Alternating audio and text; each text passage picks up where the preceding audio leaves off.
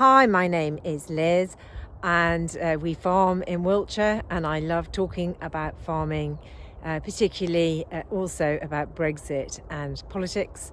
And today I'm wondering, why is it that media in India is able to broadcast and talk about the impact of Brexit on food and our food, our farming, and what it means for food shortages, when our own media seem to have some sort of blackout on this issue. Just have a look at this. But the big question remains, why is there a shortage of fruit and vegetables in the United Kingdom? Who is to be blamed? And the answer lies in the extreme weather conditions in Europe and North Africa. The volume of fruits from Morocco has been most affected, as growers have been battling cold temperatures, heavy rain and flooding over the past 3 to 4 weeks. The change seems to have affected the ripening of tomatoes, further forcing ferry cancellations and deliveries. But Morocco is not alone. Spain is also on the list. And the conditions are so bad that this year the tomato produce was recorded at least 22% lower than what it was in February last year. But is it only about the weather conditions? There's also the issue of Brexit and energy prices going up. This is making British farmers struggle. The increasing gas prices since Russia's invasion of Ukraine largely affected the United Kingdom, making its farmers struggle and grow limited produce to keep the costs down. The result has been empty shelves in supermarkets. But for how long will the shortage last?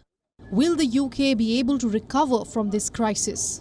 There is no good news on that front. Reports suggest that the problem is expected to magnify and the shortages are expected to last for weeks to come.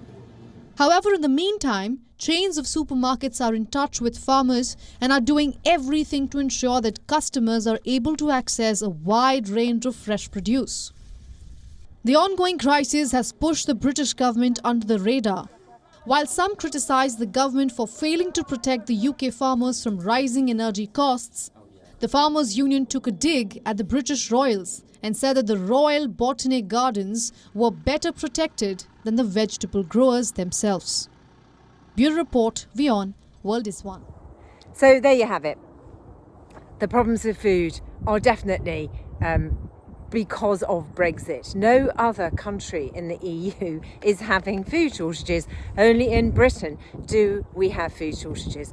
And lots of people on Twitter say, I haven't seen any shortages in my shops. Well, I think to a large extent people have just got used to the shrinkage of food, particularly fresh food. And as they said in that report, the supermarkets have got quite good at juggling things around. But those who are awake to it are seeing that there's a lot less food. But it's not as if we will run out of food entirely. All that will happen is that food will continue to become more and more expensive. And we have a cost of living crisis. We have people who are having to choose between eating and heating, or perhaps they're not able to afford both or either. And this is a very serious situation. And as she referred to in that report, the answers to making food more affordable are to increase domestic production. But this government do all they can to ensure that we crash production.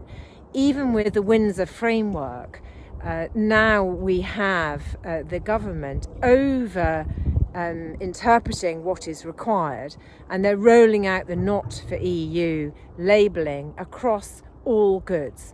And this is going to have a huge impact on our ability to produce food. And it means that Britain is being left without food security. And a country which doesn't have food security is not safe. It means that it can be held to ransom by other countries for food. You don't need to have a nuclear deterrent if a country can be starved. That's the reality, and this is how important it is, and it's why I actually have trouble at times sleeping at night, being anxious about the decisions this government are making. And if you need to double check that, you only need to look back at the decisions in the COVID pandemic and to see what a chaotic mess it was and what an absolute shambles they made. And they're doing exactly the same with food, but potentially worse. Anyway, thanks for tuning in, and do subscribe to the channel and keep watching.